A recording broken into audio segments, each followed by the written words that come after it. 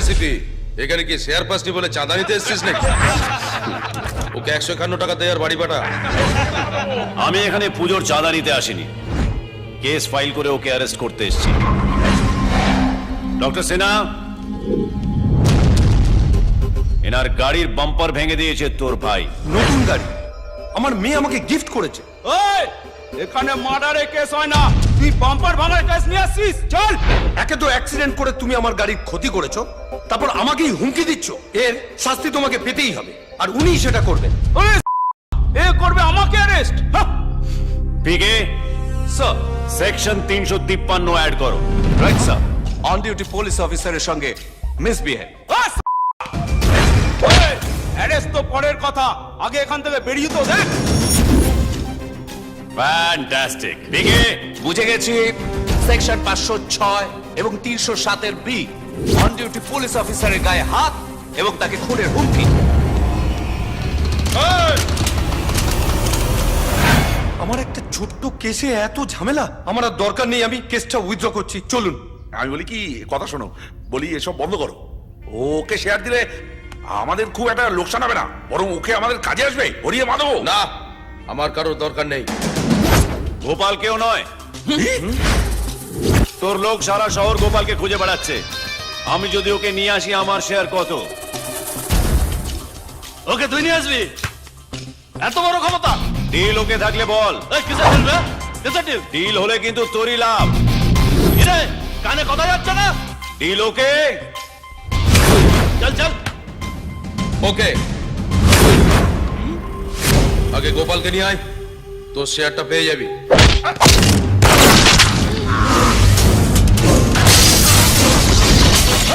এটা কি করলি?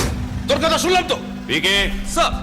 কালকের খবরের কাগজে যেন হেডলাইন্স বেরোয়, বীর প্রতাপ গাঙ্গুলি ভাইয়ের লোককে মেরেছে।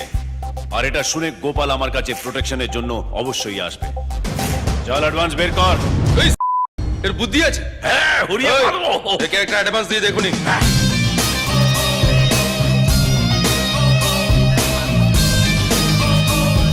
আমার গাড়ির বাম্পার কেসে এসে এ তো বড় বাম্পার মেরে বেরিয়ে গেল। হাইট কত? 6 ফুট। মাইনে কত? 20,000। 20,000। এই, এবার আমার পালা। আমার পালা। জিম করো? খুকি আসছে। কই? খুকি?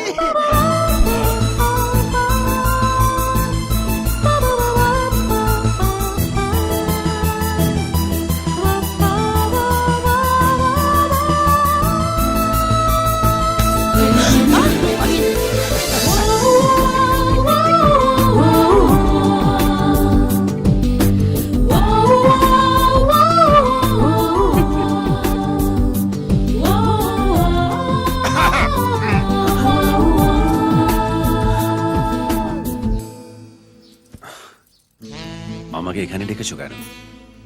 বীর প্রতাপের সঙ্গে কাজ করেও তুমি যে নিজের চরিত্রটা রাখতে পেরেছো, এটা আমায় খুব টানে। দরকারে অন্যের পাশে দাঁড়ানো, এটাও আমার ভালো লাগে। তাছাড়া আমি তো জানি যে তুমি আমায় কোনোদিন ঠকাবে না। ঠকাবো না মানে? ও তুমি বুঝবে না, কারণ আজ পর্যন্ত কোনো মেয়ের দিকে তো তুমি খারাপ চোখে তাকাওই নি। শ্রুতি তোমাকে খুব পছন্দ করে। তুমি কি শ্রুতিকে পছন্দ করো? ভীষণ পছন্দ করি, আর শ্রুতিকে আমি বিয়ে করতে চাই, যদি আপনাদের অনুমতি থাকে। শ্রুতির জন্য যেমন আমরা আছি, তেমনি আমাদের জন্য ওই সব। দেখো বাবা, শ্রুতির যেন কোনো কষ্ট না হয়, যেন দুঃখ না পায়। এই চলো চলো হ্যাঁ, চলো, চলো, চলো, চলো, ওদেরকে চলো একা সবাই। থাকতে দাও। চলো চলো, এসো। এবার আমিও আসি। একটু বসো না প্লিজ। দরকার আছে? আসলে আমি না বীর প্রতাপের হাত পা ভাঙার জন্য গলা গোবিন্দকে সুপারি দিয়েছি 20,000 টাকায়। তাই? হ্যাঁ, আসছে এখন অ্যাডভান্সটা নিতে। ও, এসে গেছে মনে হয়। আমি আসছি। হ্যাঁ, গলা গোবিন্দ। গলা গোবিন্দ, শুধু গলাঘাটি, গলাঘাটি। ঠিক আছে, অ্যাডভান্স রেডি? হ্যাঁ, ভেতরে আসুন। 500 টাকার জন্য বড় একটা কাজ হাতছাড়া করে ফেলছেন ম্যাডাম। আরে বাবা, ওর হাত ভাঙবো, পা ভাঙবো, তা মাথা নিয়ে কি করবেন? ফুটবল খেলবেন? এবার 500 টাকা বাড়িয়ে দিই। তারপর দেখুন হাতুড়ির ঘা মেরে এই বীর প্রতাপের মাথা ভেঙে দু হাতখানা করবো। তার থেকে 1000 টাকা বেশি নিয়ে জানে মেরে দিন। একদম ঠিক।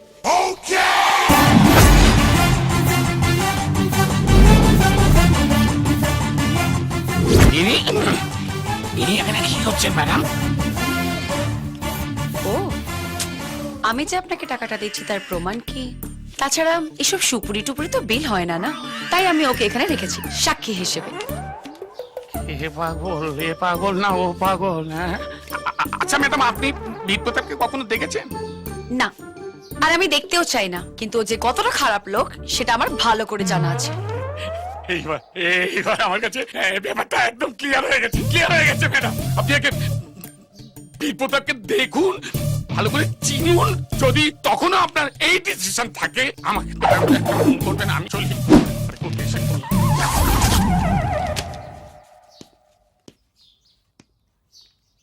ও চলে গেল কেন? সত্যি তো, গেল কেন?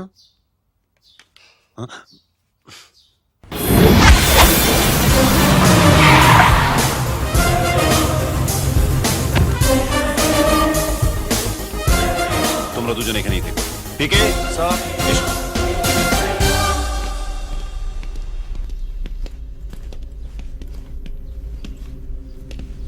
স্যার, আমরা এখানে এসেছি কেন? গোপাল,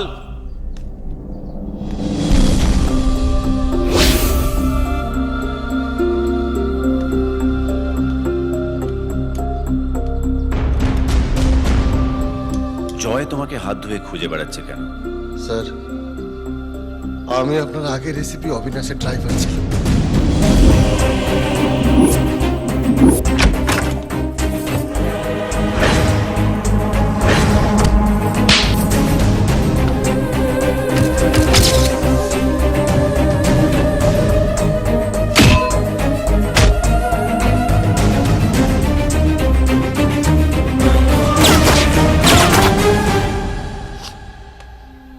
স্যার, এই সেই ফাইল।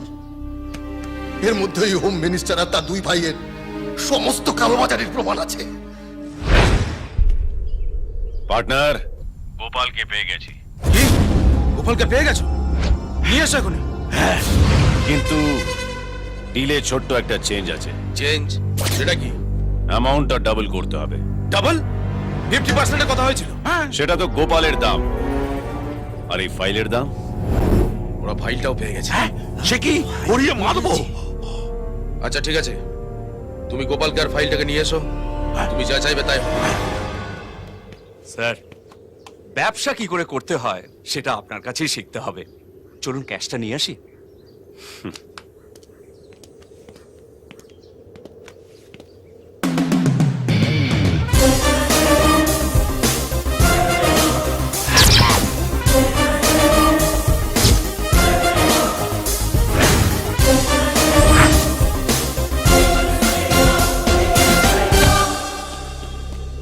স্যার, আমি ওদের দুজনকে একটু কাছি করে দিয়ে আসি।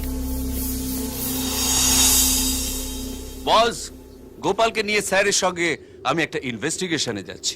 তোমরা সিধের থানায়। স্যারের সঙ্গে শুধু আমি। ওয়াহ, কি সামলাচ্ছি। Sir, sir.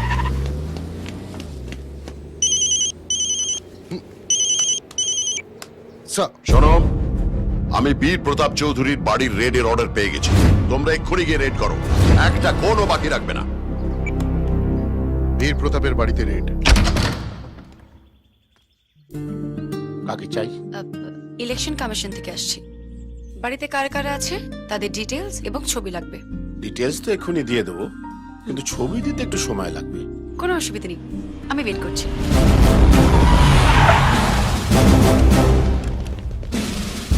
আপনারা? Anti corruption bureau. আমাদের কাছে অর্ডার আছে বীর প্রতাপ চৌধুরীর বাড়ি সার্চ করে দেখার। প্লিজ।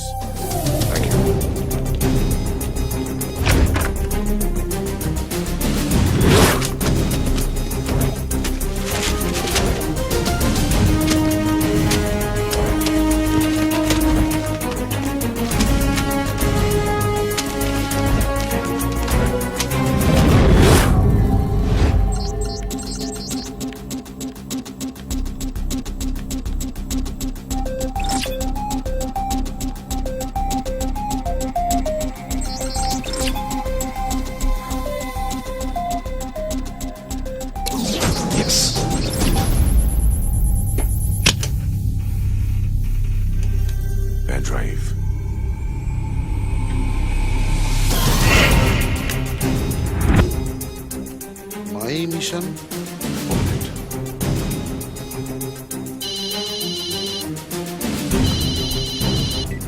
হ্যাঁ স্যার। হ্যাঁ, প্রোগ্রেস কতদূর? স্যার পেনড্রাইভ থেকে যা ইনফরমেশন পাচ্ছি তাতে তো অনেকেই এর সঙ্গে যুক্ত। হোয়াট? হ্যাঁ স্যার, লম্বা লিস্ট। এদের মধ্যে অনেককেই আমরা অনেস্ট অফিসার হিসেবে জানি, ওরা এর সঙ্গে যুক্ত। শিট। হ্যালো, শোনো, শুনতে পাচ্ছ? বীর প্রতাপ চৌধুরীকে ইমিডিয়েটলি অ্যারেস্ট করো। পরে ফোন করছি। আমি হ্যালো,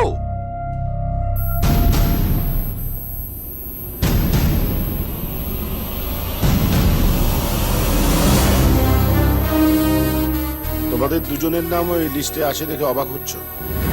শুধু তোমাদের নয়, আরো 632 জন অনেস্ট অফিসারের নাম আছে, তারা নিজেরাও জানে না। এটাই এসপি বীর প্রতাপ চৌধুরীর মিশন। মিশন?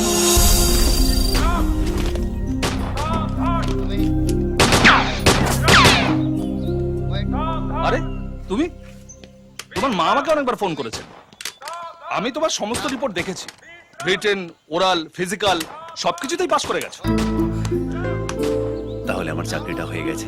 তুমি তো জানো বীর, এখানে এটা কেউ দেখে না যে কার বুকে কত দম আছে, এখানে এটা দেখা হয় যে কার পকেটে কত টাকা আছে। শুধু ট্যালেন্ট দিয়ে আজকাল আর চাকরি হয় না, তার জন্য কিছু ফর্মালিটিস আছে, সেগুলো মেনটেন করতে হয়। দেখো বীর, তোমার মা আমাকে ছোট ভাইয়ের মতো দেখে, তোমার বাবাও আমায় খুব ভালোবাসতেন। তাই আমি নিজে আইজি স্যারের সঙ্গে কথা বলে স্পেশালি তোমার জন্য কেসটা আমি 10 লাখে ফিক্সড করেছি। এর চেয়ে বেশি কিন্তু আমি আর কিছু করতে পারবো না। কি হলো, কি ভাবছো? মানে ও তো মায়ের অপারেশনের জন্য বাড়িঘর পর্যন্ত বিক্রি করে দিয়েছে।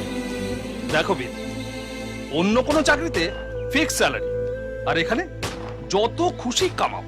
কি বিশ্বাস হচ্ছে না তো? এক minute. Dilip. Yes sir. Join করার সময় কত দিয়েছিলে? ওই 15 লাখ স্যার। আর এখন পর্যন্ত কত কামিয়েছো? ঘাবড়াচ্ছ কেন, বলো না, সব আমার নিজের লোক আছে। ওই 14-15 লাখ মতো হবে স্যার। দিলীপ, সত্যি কথা বলো। Okay sir, 30 lakh. তাহলে কাল সকালে তোমার মায়ের অপারেশন। আজ যদি বৌদি জানতে পারে তোমার চাকরিটা হয়নি, তাহলে একটা বড় ক্ষতি হয়ে যেতে পারে।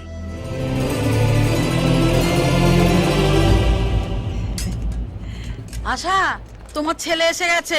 আমাকে নয়, এবার তোমার ছেলেকে জ্বালাও। তোমার মা তোমার কি চাকরি হবে তাই নিয়ে আমাকে একটুকু ঘুমোতে দেয়নি। আরে তোর চাকরির কি হলো বাবা, হয়েছে?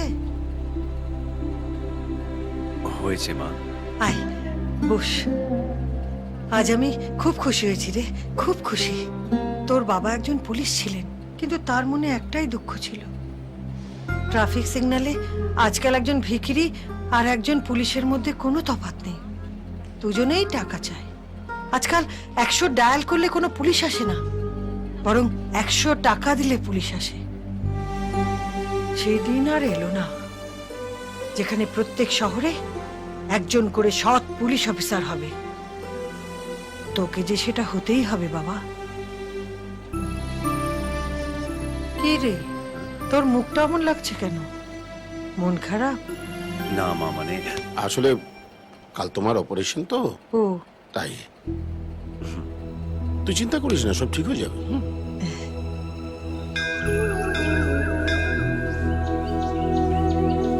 আমার মা সুস্থ হয়ে উঠুক, একটা পুজো দিয়ে দেবেন।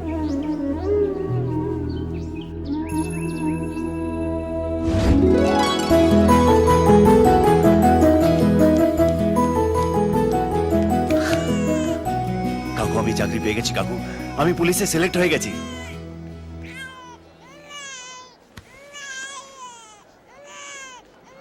কি হয়েছে কাকু?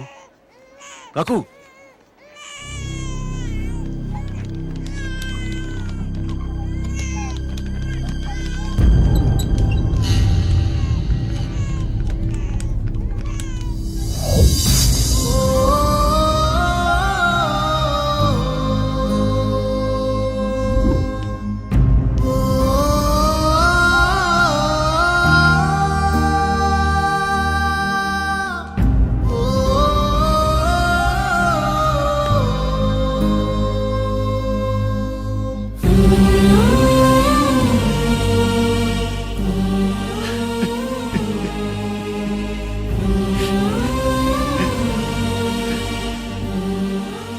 তো বলেছিলে অপারেশন হলে মা ভালো হয়ে যাবে।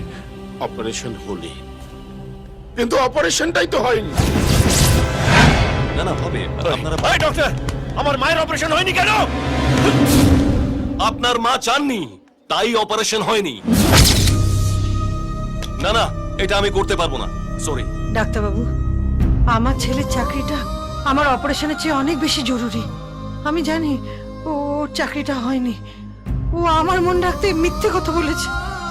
চাকরির জন্য যে অনেক টাকার দরকার, যে টাকাটা অপারেশনে দিয়ে দিচ্ছে। আপনি একবার ভাবুন তো, আমার অপারেশনটা ভালো হলেও আমি আমি কতদিন বাঁচবো? 1 বছর, 2 বছর? কিন্তু আমার ছেলের পুরো ভবিষ্যৎটা যে পড়ে রয়েছে। আপনি যাই বলুন ম্যাডাম, আমি একজন ডাক্তার হিসেবে আমি আপনার অনুরোধ রাখতে পারবো না। আর তাছাড়া আপনার ছেলে টাকা জমা দিয়ে দিয়েছে, আমি অপারেশন করতে বাধ্য। আমার ছেলের কষ্ট দেখে আমি বেশি দিন বাঁচবো না ডাক্তারবাবু। আমি আপনাদের আরে কি পায়ে করছেন, কি পড়ি। করছেন আপনি? ঠিক আছে ঠিক আছে, দেখছি।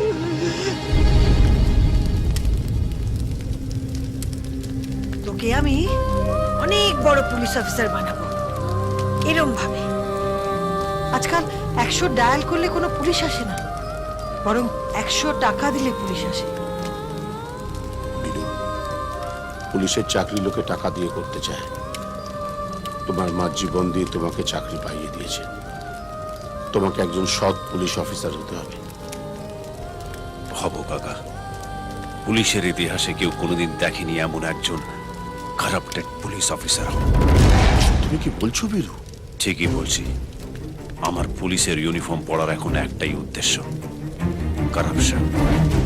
মা বলেছিল প্রত্যেকটা শহরে একজন করে সৎ পুলিশ অফিসার থাকা দরকার। আমি প্রত্যেকটা পুলিশ স্টেশনে একজন করে সৎ পুলিশ অফিসার তৈরি করব। নিজে অসৎ হয়েও সৎ অফিসারদের চিনে নেব।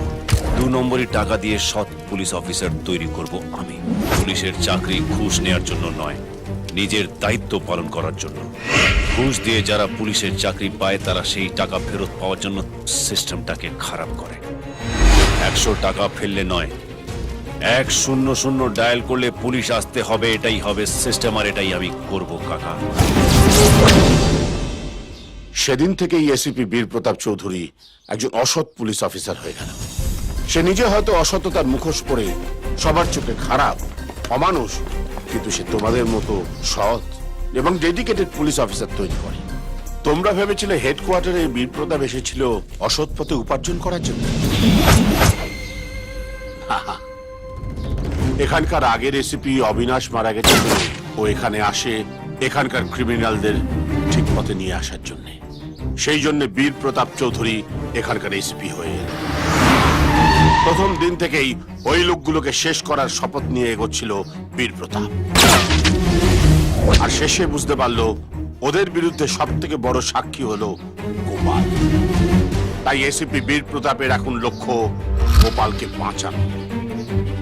এসিপি বীর প্রতাপ চৌধুরী হলো ওর মাংসপেশি আর থাবা দিয়ে সব ক্রিমিনালদের শিকার করে। আজ আমায় স্বপ্ন দেখাবি আয়, এক নতুন গল্প শোনাবি আয়। তুই মিশে যা আমার কল্পনায়, তুই মিলে যা আমার গল্পটায়।